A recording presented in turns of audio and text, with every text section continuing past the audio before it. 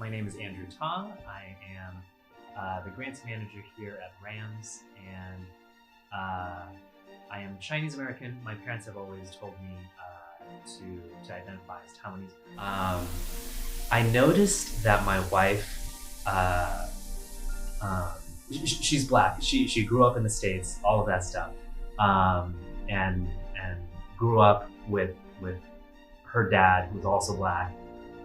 And I look over at her bowl, and when we were like finishing eating, and we were eating rice, and she always had like, and as far as I can remember, this has always been true, she always had a few grains of rice always left in the bowl. Whereas I grew up just like, you take whatever you got and you like clean the edges of the bowl so that there's nothing. And that was actually something that we ended up talking about, how that was like very different ways that we grew up. And it's definitely not that she doesn't cherish the food or anything like that, but I think instilled in that practice that was very very strict practice from my parents. With it was a lot of like gratitude and cherishing what you had, because my parents, like I didn't grow up poor necessarily, but it's not like I grew up with a whole lot of money. And the thing my parents would always spend money on, where they were really pinching pennies in other places, they would always spend money on food. And it was kind of like, it was a life force that you cherish. I'm Danielle, and I'm proud to stand with Rams for API Heritage Month.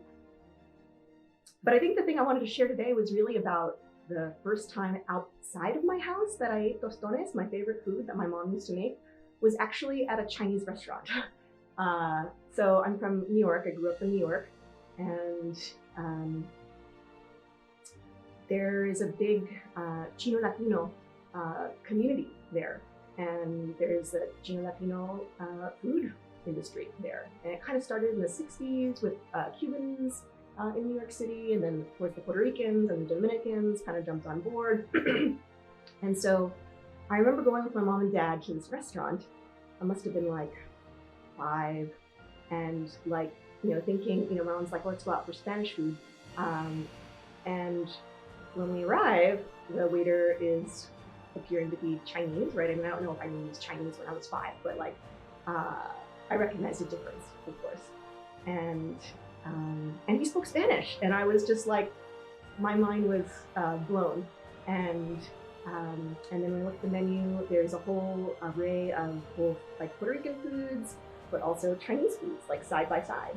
And so the reason I wanted to share this story is because it was so impactful for me growing up in New York to be around people of Asian descent, people of actually all different descents. I mean, New York really is a melting pot like no other. Living side by side, and just how much pride I felt in those moments, like at that restaurant, just like, wow, this person understands me, this person gets me, this person shares my culture in a way, but then also introduced me to something else.